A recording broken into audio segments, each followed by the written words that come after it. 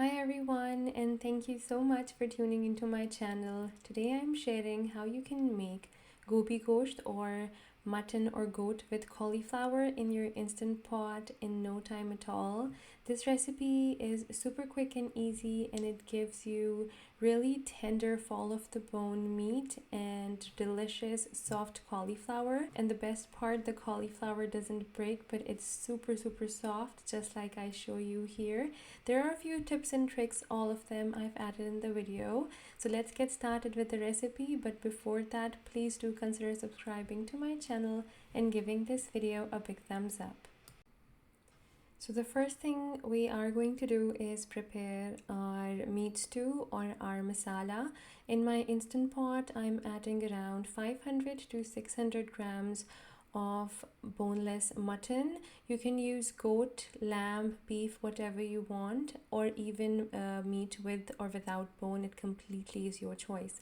To that, I'm adding in around one medium onion, which I chopped roughly, mainly because it's a white onion and sometimes it does not dissolve as well as the other one. Then I'm adding about quarter cup of tomato puree that I made and froze at home. I have a video on that which I will link here. And then some ginger and some garlic as well. Now for the spices, I'm adding around a teaspoon of salt. I'll add more later.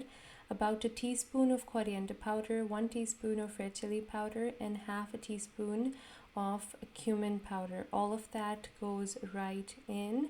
And then I am going to add about 2 tablespoons of water, just because I know that the onion and the tomatoes, all of these things are going to release a lot of moisture, and we do need to dry it afterwards. So around 2 tablespoons of water should be good enough. Give it all a mix and then pressure cook for around 15 minutes on low pressure. So while the meat is getting cooked, we can start preparing our cauliflower. I had about half a head of a medium-sized cauliflower. I'm not sure in grams how much this is, but you can eyeball it. You can use more or less depending on how much you like the cauliflower to be in there.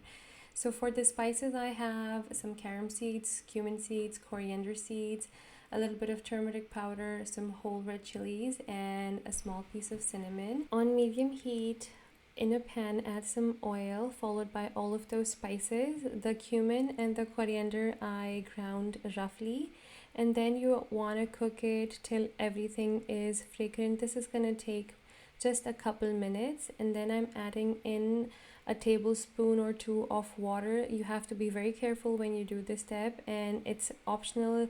If you want, you can completely skip it. To that, I'm adding in my cauliflower, and you don't want to cook it too much, just enough to make it change its color and become a little bit seared on the top. What this step is going to do is it's going to ensure that the cauliflower does not break when you pressure cook it later with the meat. So I would highly recommend doing this step and not skipping it. It also adds a beautiful flavor and color and texture on the cauliflower.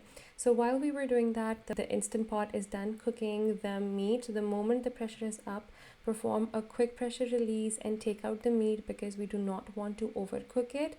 And now I am shifting it on a larger pan. It's the same one I used to cook the cauliflower, just because the instant pot, it's deep but it's not wide. It's gonna take too much time to for the moisture in the gravy to evaporate. So this is gonna help me quicken the process. This is completely optional. You can do it in your instant pot too. So at this point, when the masala looks something like this, most of the water is evaporated and you see small holes and bubbles. That is when you want to add in the oil, around 3 tablespoons. You can add more if you want as well. After that, you want to make sure that your masala is cooked to perfection. The gravy is gonna become a little bit darker, more thicker, and the oil is gonna start oozing out from the spices. That's when you know that your masala is perfectly bhoonafy. Once that was done, I added in my cauliflower, gave it all a little mix, and I'm putting it back in the instant pot with around 2 more tablespoons of water, which I added from the sides so that it can go to the bottom of the pan. And then all you have to do is pressure cook it on low for only 5 minutes to make sure that the cauliflower, the gobi, is perfectly tendered. And the moment the pressure cooker is the timer is up, do a quick pressure release and your gobi gosht is ready. Look how delicious that looks. The meat looks super tender, as well as the cauliflower florets, and the best part is that everything is holding its shape. I feel like when you're making a vegetable like this, that's the most technical aspect or the most scary aspect of something like this, is you want it to be tender and delicious, but you don't want it to be turned into a mush.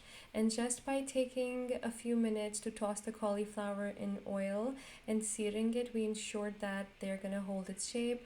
So to serve it, I made fresh chapatis, which is my favorite way to eat it.